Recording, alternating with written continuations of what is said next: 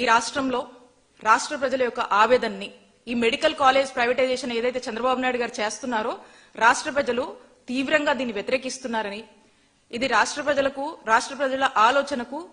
రాష్ట్ర ప్రజల ఆరోగ్య భద్రతకు పూర్తిగా వ్యతిరేకంగా చంద్రబాబు నాయుడు గారి ప్రభుత్వం అడుగులు వేస్తుందని,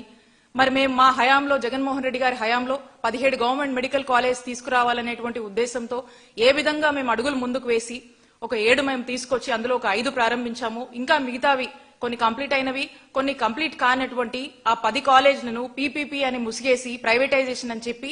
ఏ విధంగా చంద్రబాబు నాయుడు గారు ఈ కాలేజీలని ప్రైవేటైజేషన్ పేరుతో అమ్ముకుంటున్నారో, ఒక స్కామ్ చేస్తున్నారనేటువంటి విషయాలన్నీ కూడా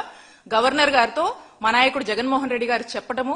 అండ్ ఈ కోటి సంతకాల సేకరణ రాష్ట్ర వ్యాప్తంగా 175 నియోజకవర్గాల్లో ఏ విధంగా దీన్ని చేపట్టాము, ప్రజలు స్వచ్ఛందంగా